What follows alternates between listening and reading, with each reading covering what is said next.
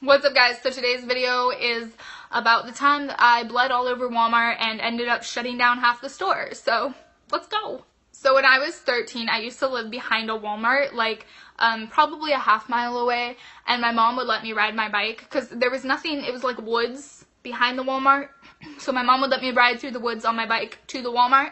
It was like Little Red Riding Hood, except for I was going somewhere to get food to get fat. Like, I like to go and get the junk food items at Walmart. I literally did start getting kind of chunky, and my mom was like, no more riding to Walmart.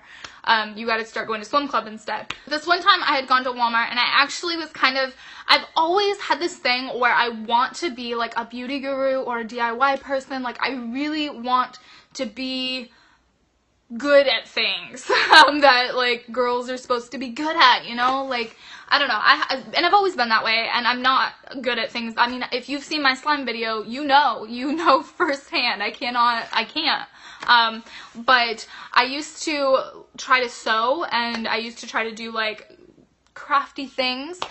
So one day I'd gone to Walmart and I'd gotten my Twinkies or whatever. I had some junk food, I'm sure. And also I'd gone to the fabric section. The fabric section was my excuse to go, of course. Like, hey mom, can I go get fabric to make something? And she'd be like, you know, you're not gonna actually make something. You're gonna cut something up and you're gonna end up with crap and you're gonna throw it away and it'll be a waste of money.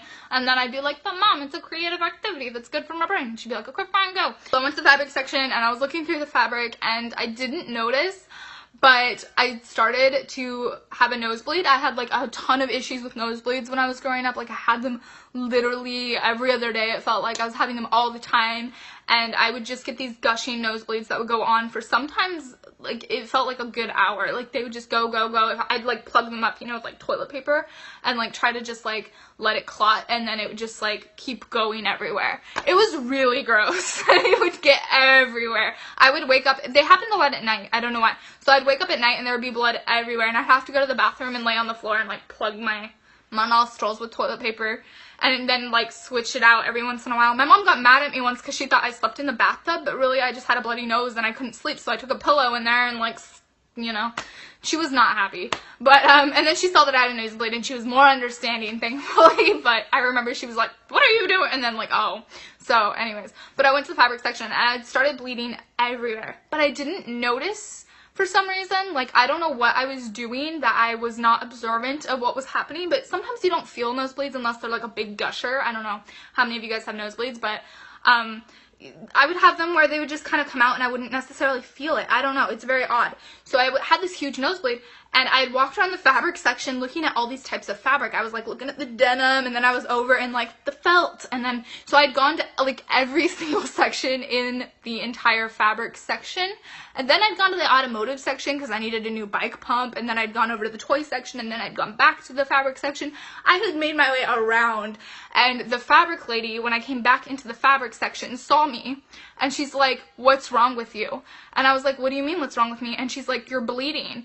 And I was like, I'm bleeding? And then I like reached up and touched my nose, and it was just, my whole face was covered with blood. I don't know how I did not feel this, you guys. It was just covered in. I looked down and my jacket and my whole front was covered with blood.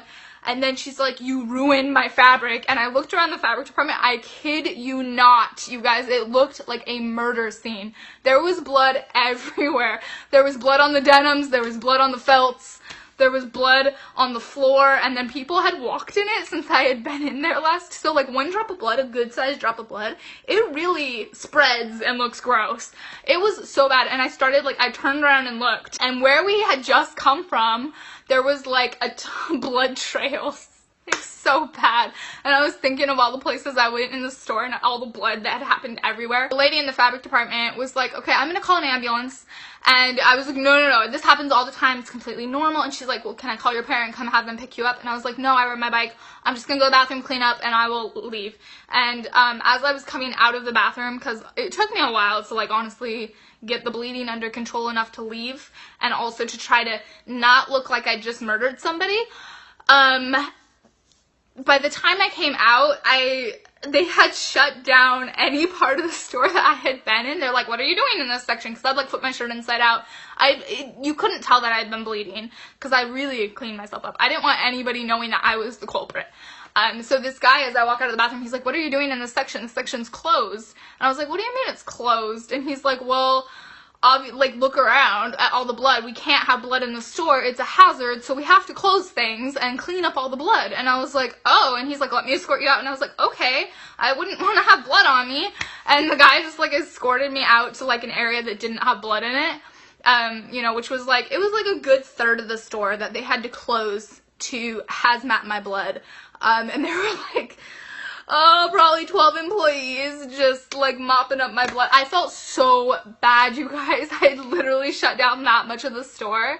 And the people, the fabric lady, I saw her like cleaning stuff up. She looked so disgruntled. I felt so bad. And I ended up just like abandoning all my items and not buying anything and fleeing the store. And my friend was with me, and she was in a different section, like the beauty section the whole time. So she didn't know the whole ordeal that had just gone down. So I like went and got her, and I was like, we need to go. And she's like, why? And I was like, I just had a bloody nose all over the fabric section. We just need to go. And she's like, okay. So we leave, and I tell her the whole story, and she was so horrified. She's like, oh, that's why they were like calling over intercoms for people to come and clean. I guess they actually called people into work because there weren't enough workers that day to like man the cash registers and clean the mess up.